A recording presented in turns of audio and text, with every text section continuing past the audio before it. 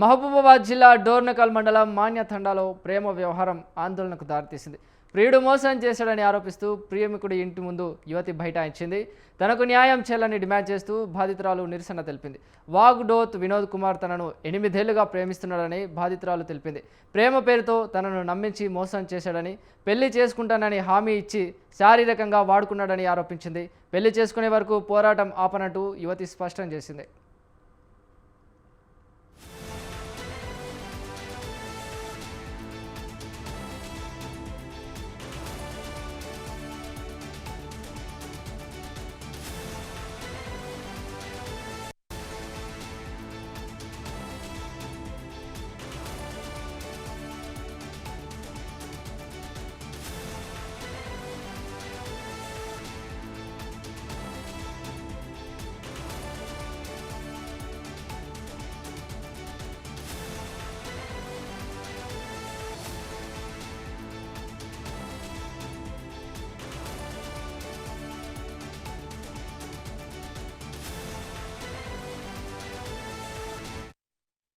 మహబూబాబాద్ జిల్లా డోర్నకల్ మండలం మాన్యతండాలో ప్రేమ వ్యవహారం ఆందోళనకు దారితీసింది. ప్రియుడు మోసం చేశాడని ఆరోపిస్తూ ప్రేమికుడి ఇంటి ముందు యువతి బైఠాయించింది. తనకు న్యాయం చేయాలని డిమాండ్ చేస్తూ బాధితురాలు నిరసన తెలిపింది. వాంగుడోత్ వినోద్ కుమార్ తనను 8 ఏళ్లుగా ప్రేమిస్తున్నాడని బాధితురాలు తెలిపింది. ప్రేమ పేరుతో తనను నమ్మించి మోసం చేశాడని, పెళ్లి చేసుకుంటానని హామీ ఇచ్చి శారీరకంగా వాడుకున్నాడని ఆరోపించింది. పెళ్లి చేసుకునే వరకు తన పోరాటం ఆపనట్టు యువతి స్పష్టం చేసింది. రైట్, ఇదే అంశంపైన మరింత సమాచారాన్ని మా ప్రతినిధి శ్రీనివాస్ అందిస్తారు. శ్రీనివాస్. రైట్ చిరంజీవి, ఏదైతే వరంగల్ జిల్లా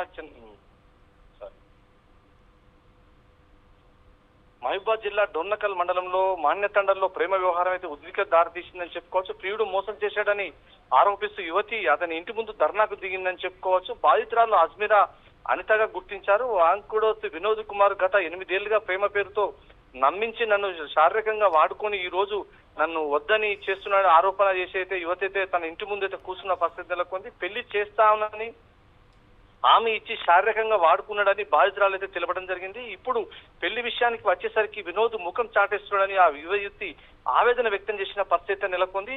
తనకు న్యాయం జరిగే వరకు పోరాటం ఆపబోనని యువతి అయితే స్పష్టం చేసింది. యువతి ధర్నాతో మానవత్వ తండలో తీవ్ర ఉద్రిక్తత నెలకొంది. అక్కడికి ఏదైతే ఆ కుటుంబ సభ్యులతో వాళ్ళ ఇద్దరి మీద వాగ్వాద సమస్యలు అటు పోలీస్ యంత్రాంగం కూడా వచ్చి ఎటు చెదరగొట్టేసి యువతిని అయితే ఇంటికి పంపించే ప్రయత్నం చేసింది చిరంజీవి. రైట్, అయితే బాధితుడు అంటే ఎవరైతే ప్రేమికుడు కుటుంబం ఏం చెప్తుంది అంటే వాళ్ళ కొడుకు చేసిన దానికి వాళ్ళు అంగీకరిస్తున్నారా, లేదంటే వాళ్ళు దానికి ఏమైనా ఎదురుబాటు ఏమైనా వెళ్తున్నారా? ఏదైతే ఆ కొడుకు లవ్ చేసిన విషయం మాకు తెలియదు. ఇట్లా ఈ అమ్మాయికి మా బాబుకి ఎటువంటి సంబంధం లేదు, మా అబ్బాయినే మోసం చేసిందని చెప్పేసి అయితే ఏదైతే వరుడు అంటే ప్రేమించిన వినోద్ తరఫున తల్లిదండ్రులు అయితే విముఖత చూపించిన పరిస్థితి ఏంటంటే కట్నం కోసమే కావచ్చు. ఈ రోజు ఈ అమ్మాయిని చేసుకోవడం వల్ల మాకు కట్నం తక్కువ వస్తుందా, లేకపోతే పేదరాలని చెప్పేసి అయితే అమ్మాయికి అన్యాయం జరుగుతుందని చెప్పేసి బయట ప్రజలైతే ఇది చాలా అన్యాయం, అమ్మాయిని పెళ్లి చేసుకుంటానని మోసం చేసిన యువకుని ఖచ్చితంగా శిక్షించాలి, ఖచ్చితంగా అమ్మాయిని పెళ్లి చేసుకోవాలని అయితే ఆ గ్రామ ప్రజలైతే అందరూ అయితే యువతికైతే అండగా నిలిచిన పరిస్థితి అయితే నెలకొంది. రైట్, మనం చూస్తున్నాం విజువల్స్ లో యువతిని పోలీసులు వచ్చి పరామర్శించడం కూడా జరుగుతుంది. వివరాలు కూడా అడిగి తెలుసుకున్నట్టు జరిగింది. పోలీసు అధికారులు ఏం చెప్తున్నారు?